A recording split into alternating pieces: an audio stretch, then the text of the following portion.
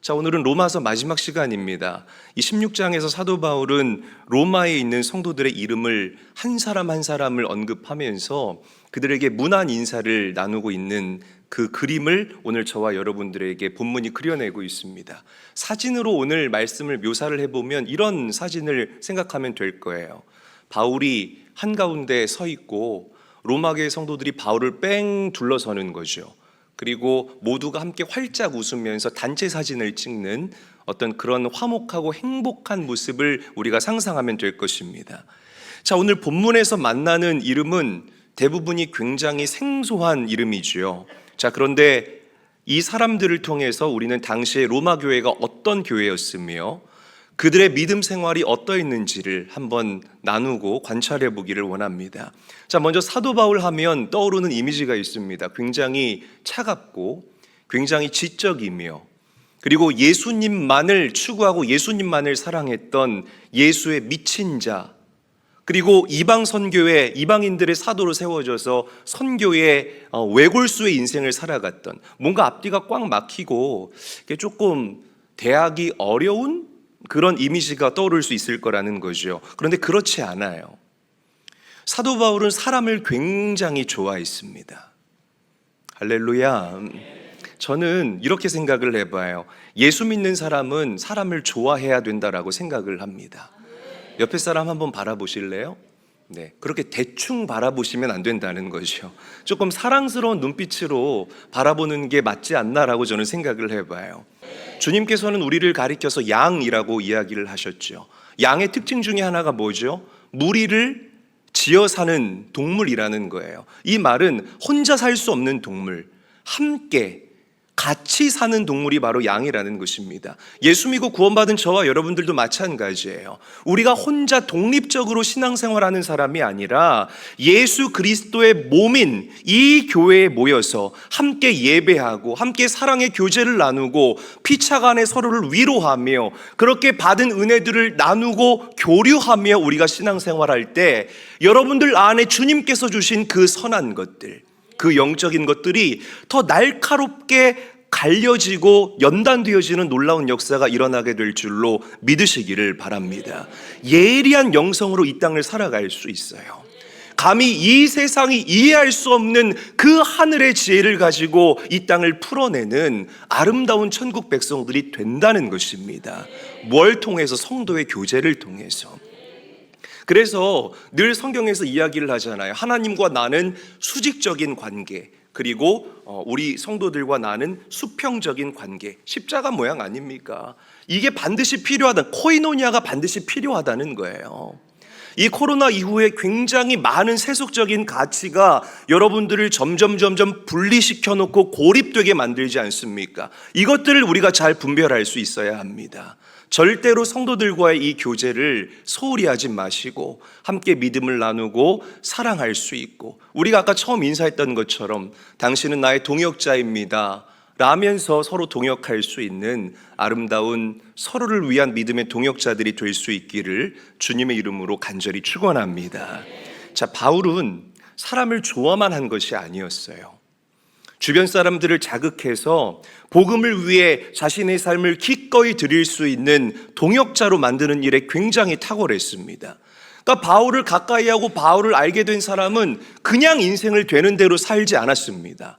누구나 예수를 만나는 아름다운 역사가 일어나게 되고 복음 전도하는 일 가운데 자신의 모든 삶을 드리는 기가 막힌 복음의 전달자로서 아름답게 쓰임을 받았다는 거예요.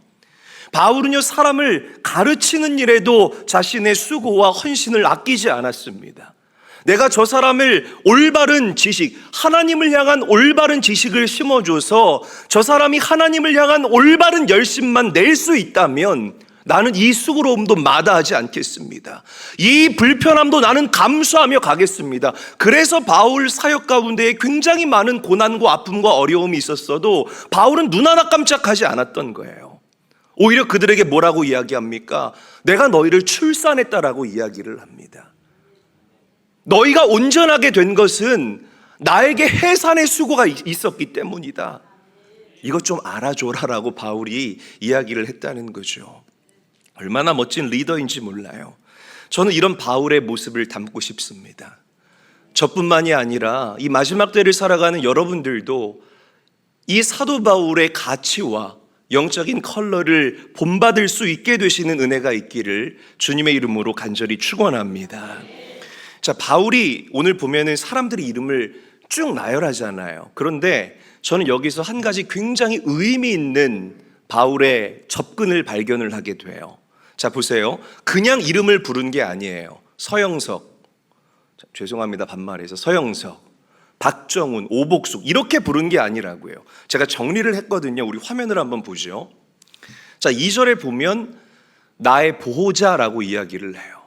3절에 나의 동역자. 그러니까 이런 셈인 거죠. 나의 동역자 서영석 장로님, 내 처음 익은 열매 박정훈 권사님. 그 다음 한번 보여주세요. 많이 수고한 김민규, 내 사랑하는 자 정은섭. 뭐 이런 식으로 계속해서 사람의 이름 앞에 하나하나 그 사람을 떠올리면 하나님께서 주시는 이미지가 있잖아요. 이게 보통 관계가 아니면 이런 접근이 될 수가 없다는 겁니다. 그 다음 장, 그리스도 안에서 인정함을 받은 자, 주 안에서 수고한 자, 내 어머니. 그러니까 별명을 붙인 다음에 그 사람의 이름을 부르고 있다는 것을 우리가 발견할 수 있다는 거죠. 그러니까 그냥 일반 성도가 아니라 내 진정한 동역자라는 바울의 깊은 사랑과 바울의 깊은 통찰력이 묻어나고 있는 이 성경이 바로 오늘 우리가 읽은 로마서의 마지막 성도들과의 문안 로마서 16장이라는 것입니다. 여러분, 먼저 우리가 사람을 좀 몇 사람 살펴보기를 원하는데요. 이 루포라는 사람, 루포와 그 어머니 13절에 등장을 하죠. 우리 로마서 16장 13절 말씀 한번 읽어볼까요? 한 목소리로 읽어보겠습니다. 시작. 주 안에서 택하심을 입은 루포와 그의 어머니에게 문안하라. 그의 어머니는 곧 내 어머니니라. 아멘. 여기서 나오는 이 루포라는 이름은 우리에게 낯선 이름이 아닙니다. 성경을 조금 가까이 하고 자주 읽으시는 분들은 이 루포라는 이름을 많이 접했을 거라고 저는 생각을 해요. 예수님께서 골고다 언덕을 올라가실 때에 예수님 대신에 십자가를 졌던 구레네 시몬이라는 사람을 아마 잘 아시죠? 그 구레네 시몬의 아들이 바로 루포라는 사람이에요. 자, 그래서 마가복음 15장 21절을 보게 되면 이 구레네 시몬을 소개할 때 뭐라고 이야기를 하느냐? 알렉산더와 루포의 아버지 구레네 사람 시몬이라고 구레네 시몬을 소개하는 모습을 우리가 발견할 수 있다는 것입니다. 구레네 시몬을 소개할 때 굳이 이 두 아들의 이름을 언급한 이유가 무엇일까요? 이 알렉산더와 루포가요, 초대교회에 굉장히 지대한 공헌을 했던 인물이라는 것을 성경이 우리에게 전달하고 있다는 거죠. 여러분, 사도 바울은 그 어머니를 내 어머니라고 이야기를 하고 있습니다. 이 바울의 마음이 무엇일까 제가 묵상을 해봤어요.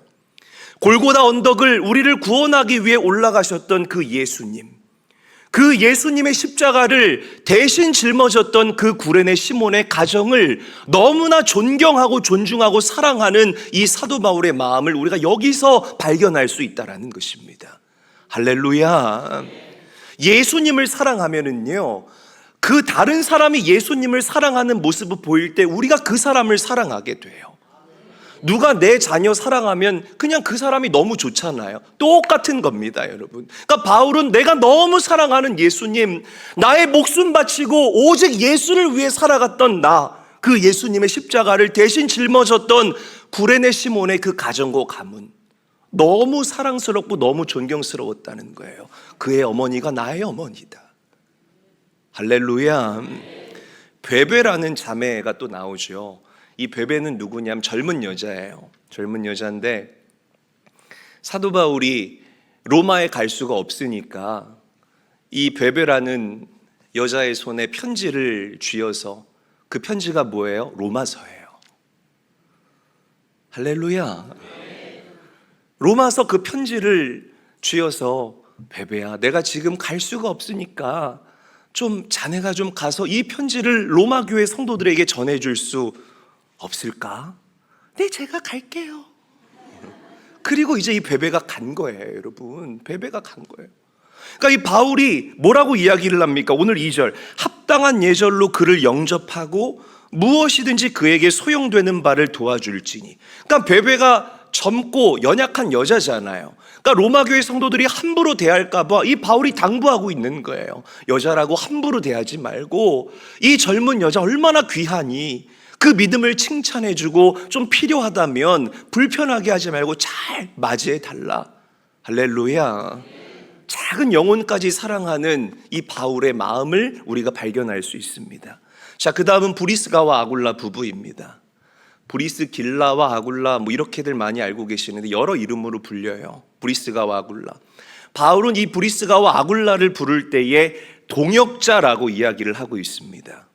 이 말은요, 이 브리스가와 아굴라 부부가요, 사도 바울의 사역에 굉장히 큰 contribution, 굉장히 큰 공헌을 했던 공헌자들이다라고 사도 바울이 인정하고 있다는 거예요. 자, 역사적으로 보게 되면 로마의 글라우디오 황제가요, 이 유대인들 추방 명령을 내리게 됩니다. 그래서 로마에 거주하고 있던 유대인들이 로마에서 이탈을 하게 돼요. 브리스가와 아굴라 부부가 그때 로마에서 거주하고 있다가 이제 로마에서 나와서 고린도라는 지역에 정착을 하게 된 거예요. 근데 마침 사도 바울도 고린도로 오게 됩니다. 사도 바울이 어디에 있다 고린도로 왔냐면 아덴이라는 지역에서, 아테나라는 지역에서 열심히 복음 가지고 싸우다가 바울이 처음으로 실패했던 장소가 아덴이에요. 그래서 무너진 마음을 가지고 고린도로 왔어요. 자, 그런데 고린도로 왔으면 사람들이 좀 이 바울을 좀 영접해주고 인정해줘야 되는데 그렇게를 안 한 거예요. 뭐 저는 지금 어디 가면은 그래도 사람들이 왔냐고 아는 척이라도 해주는데, 사도 바울이 고린도에 딱 갔는데 피켓도 좀 들고 있어야 되잖아요. 웰컴 사도 바울. 이런 게 없었던 거예요. 그러니까 사도 바울이 얼마나 그 마음이 더 어려웠겠습니까? 실패하고 갔는데. 그리고 사도 바울이 이제 좀 사역을 해야 되는데 돈이 없잖아요. 그래서 사도 바울이 천막 만들어서 그 천막을 팔아서 돈을 마련해서 자신의 사역하는 일 가운데 그 사역비를 대기 시작했어요. 그때 만났던 사람이 브리스가와 아굴라 부부. 왜? 그들도 천막 만드는 일을 했기 때문이라는 거죠. 브리스가와 아굴라 부부가 사도 바울을 이렇게 봤는데 이 사람은 진짜네. 어마, 예수를 진짜 사랑하는 사람이네. 이 사람 안에 있는 이 확신이 인간적인 것에서 오는 것이 아니라 이 안에 살아계신 성령 하나님께서 주신 감동과 그분의 비전이네. 오케이, 나는 사도 바울과 영원히 함께하겠다. 그래서요, 여러분, 이 브리스가와 아굴라 부부는요, 사도 바울이 가는 곳이면 어디든지 따라다녔다는 겁니다. 할렐루야. 자, 사도 바울이 왜 이 부부를 내 동역자라고 인정하는지 오늘 본문 4절 말씀에 기록되어 있어요. 함께 한번 읽어보지요. 시작. 그들은 내 목숨을 위하여 자기들의 목까지도 내놓았나니 나뿐 아니라 이방인의 모든 교회도 그들에게 감사하느니라. 아멘. 많은 신학자들과 주석가들이 이 말씀을 이렇게 해석합니다. 바울이 브리스가와 아굴라 부부를 내 동역자, 그들이 나를 위하여 목숨까지 아끼지 아니하였다라고 이야기하는 이유는 바울이 에베소에 머물러 있을 때 유대인들이 폭동을 일으켰잖아요. 그때 브리스가와 아굴라 부부가 목숨을 걸고 나서서 사도 바울을 지켜주고 보호했기 때문에 바울이 그 은혜를 잊을 수가 없는 거예요. 눈만 감고 생각하면은 이 브리스가와 아굴라 부부가 떠오르는 거야. 이들이 내 삶 가운데 얼마나 많은 도움을 줬는지. 나에게는 질병도 있고 육체에 가시가 있어요. 그런데 이 부부가 나의 손이 되어주고 발이 되어주고 때로는 나의 물질이 되어주셔서 이렇게 아름답게 하나님의 복음을 전하는 일 가운데 주님 저에게 붙여주시다니요.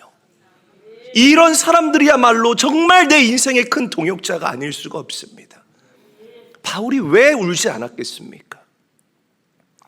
자, 특히 바울이 언급한 사람 중에 이 고난과 박해와 연관된 사람들이 몇 명 나옵니다. 우리 7절 말씀도 함께 한번 읽어보죠. 한 목소리를 읽을게요. 시작. 내 친척이요 나와 함께 갇혔던 안드로니고와 유니아에게 문안하라.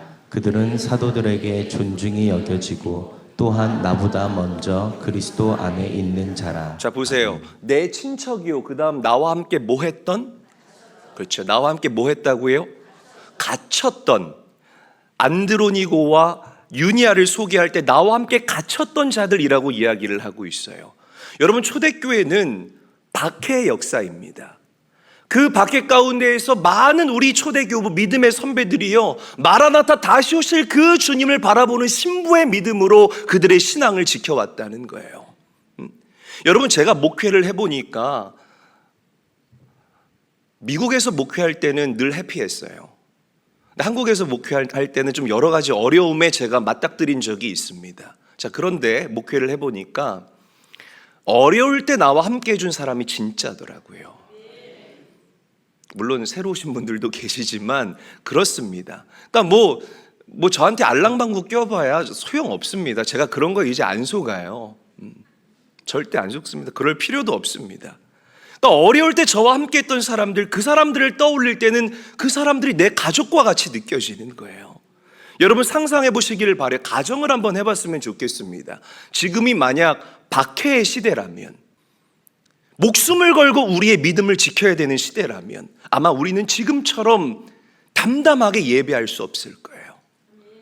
예배하기 전부터 서로 끌어안고 눈물 흘리며 교제하는 사랑의 교제가 이 성전을 가득 메울 것입니다. 살아있었네요. 어머, 살아있었네. 박정홍 원사 왜 이렇게 더 말랐어? 살 좀 쪄야지. 고생 많이 했나 봐. 내가 속상해 죽겠어. 하나님께서 함께 하셔. 힘내자 우리. 이런 식으로 우리가 교제하면서 예배를 했을 거라는 거죠. 여러분, 이 예배당 안에 공기가 달라질 거라고 저는 확신합니다. 할렐루야. 여러분, 그리스도인들 어떤 사람인가요? 사랑과 용서의 사람이에요. 믿으시기를 바랍니다. 제가 지난주에도 말씀드렸지만 로마 교회는 서로 하나 될 수 없는 유대인과 그리고 이방인들이 연합해서 만들어진 아름다운 교회의 모습입니다. 어떻게 이념도 다르고 문화도 다르고 바닥에 깔려있는 사상 자체가 다른 그들이 하나로 묶일 수 있었겠습니까? 그 비밀은 바로 예수 그리스도라는 거예요. 믿으시면 아멘 합시다. 서로 다른 우리 교회도 마찬가지예요. 삶의 수준이 다르고 배움의 농도가 다릅니다. 고향이 다르고요, 우리가 살아왔던 그 스텝들이 다 다르다는 거예요. 어떻게 서로 다른 저와 여러분들이 이 교회에 모여서 하나가 되어 예배할 수 있느냐? 예수님 때문이라는 거죠. 아멘. 예수 안에 거할 때에 우리 안에 그것이 강력한 사슬이 되어서 우리를 하나로 묶게 되는 힘과 원동력이 될 줄로 믿으시기를 바랍니다. 한번 저를 크게 따라하죠. 주님 안에 거하는 것. 다시 한번요. 주님 안에 거하는 것. 자, 본문을 보면 주 안에서, 그리스도 예수 안에서, 그리스도 안에서라는 이 비슷한 의미의 표현들이 9번이나 반복되는 모습을 우리가 발견할 수가 있습니다. 무슨 말입니까? 로마 교회는요, 뭐 성가대 하려고 모인 모임, 찬양대 하려고 모인 모임, 이런 세상의 일반적인 모임이 아니라 주 안에 거하는 자들의 모임이 바로 로마 교회의 모습이었고, 실제로 예수님께서 그 로마 교회의 주인이 되시고 머리가 되는 아름답고 복된 교회였다는 것입니다. 믿으시기를 바랍니다. 우리 중에 예수 믿고 교회 다니는데 여전히 사랑하지 못하고, 그리고 도무지 저 사람은 예수 믿는 표시가 요만큼도 안 난다, 여전히 그런 분들이 계신다면 정말 죄송합니다. 아직 온전하게 주님 안에 거하는 삶을 살지 못하는 거예요.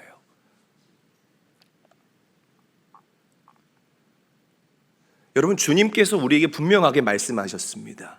포도나무와 가지의 비유를 들려주시면서 나는 포도나무요 너희는 가지다. 너희가 열매를 맺을 수 있는 비결은 뭔가 너희가 doing 하려는 것이 아니라 나의 안에 거하라. 아멘. 나의 안에 거하라는 거예요. 우리의 정체성은 가지예요. 가지가 아무리 이 스트러글 해도요, 몸부림을 치고 아무리 노력을 해도요, 절대로 가지 스스로 열매를 맺을 수 없어요. 가지가 아름다운 열매를 맺을 수 있는 비결은 포도나무에 붙어 있기만 하면 되는 거예요. 우리의 몸부림은 그 포도나무에서 떨어지지 않으려는 몸부림이 되어야 합니다. 주님 안에서 밀려나지 않으려는 몸부림이 되면 된다는 거예요. 그러면 여러분들 인생에는 반드시 주님을 닮은 선한 열매들이 넘치도록 맺혀지게 될 줄로 믿으시기를 바랍니다. 아멘. 정답은 주님 안에 거하는 것입니다. 자, 마지막으로 교회는 건물보다 그 교회에 머무는 성도들이 더 중요합니다. 이곳에 모이는 여러분들 한 사람 한 사람이 어떤 사람이냐에 따라서 이 교회의 모습이 결정되는 거예요. 본당의 모양이 이 교회의 모양이 아니라 한 사람 한 사람이 주님의 움직이는 교회입니다. 믿으시면 아멘 합시다. 한 사람 한 사람이 주님의 움직이는 교회들이 되어서 그런 움직이는 교회들이 이 길갈과 같은 제일교회에 모였을 때 그것이 보이지 않는 이 교회의 형태가 되는 것이에요. 물론 이 교회가 이제 점점점 규모가 생기게 되고 한국교회에 영향력을 끼치는 교회로 거듭나게 될 것입니다. 그러면 사회적인 지위가 있는 분들, 배움이 있는 분들, 다양한 분들이 이 교회에 모일 거예요. 그러나 저는요, 여러분, 단언합니다. 그런 세상적인 스펙도 필요하지만 그게 본질이 아니라는 거예요. 이 교회가 정말 예수 그리스도의 몸인 참된 교회가 되기 위해서는요, 사회적 지위나 말 잘하는 사람이나 훌륭한 경영적인 아이덴티티를 가진 사람이나 뭐 어떤 리더십을 가진 그런 사람들이 필요한 것이 아니라 그냥 예수 안에 있는 자들이 모이면 이 교회는 참된 교회가 될 줄로 믿습니다. 아멘. 그런 성도들이 되십시오. 그런 성도들이 되시기를 바랍니다. 인도 선교사였던 이 스탠리 존스는요, 우리가 하나 되려면 그 무엇, what에 집중하는 것이 아니라 그 누구, who에 집중하라라고 우리를 권면합니다. 무슨 말이신 줄 아십니까? 교회에 오는 목적이 그 무엇이 되어서는 안 돼요. 성가되니까 교회 오고, 찬양되니까 교회 오고, 헌금 위원이니까 교회 오고, 교회에 오는 목적이 what, 그 무엇이 되어서는 안 되고 who, 그 누구에 우리의 그 교회에 오는 포커스가 맞춰져 있어야 된다는 것입니다. 우리가 무엇 때문에 모여야 하겠습니까? 예수 그리스도 때문에 모여야 돼요. 무엇에 초점이 맞춰져 있으면 다투고 분열할 수밖에 없어요. 기독교 역사가 우리에게 보여줍니다. 지금껏 우리가 수없이 많이들 경험했던 신앙의 아픔들 아니겠습니까? 예수 중심으로 모이시기를 바랍니다. 아멘. 예수님 때문에 오는 거예요. 힘들어도 나오는 거예요. 예수님을 사랑하니까 나와서 나의 삶을 드리는 거예요. 그런 중심이 오늘 여러분들에게 회복될 수 있기를 주의 이름으로 간절히 축원합니다. 말씀을 맺겠습니다. 바울 주변에는 많은 믿음의 동역자들이 있었어요. 어떻게 이런 동역자들이 일어날 수 있었을까? 그들 모두가 예수님을 만난 사람이었기 때문에, 그들 모두가 예수 안에 거하기를 힘썼기 때문임을 믿으시기를 바랍니다. 그러니 여러분, 일주일에 한 번 교회 와서 예배만 드리고 가지 마시고 하나님의 선한 역사에 동참하시는 아름다운 믿음의 동역자들이 다 될 수 있기를 주님의 이름으로 간절히 축원합니다. 이제 로마서는 여기서 끝이 납니다.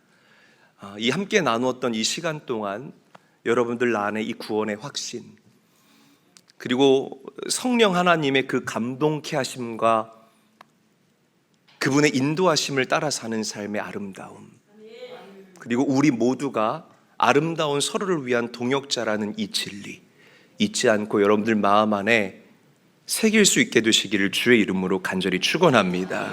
다시 한번 함께 신앙생활할 수 있는 동역자가 되어주셔서 너무나 감사합니다.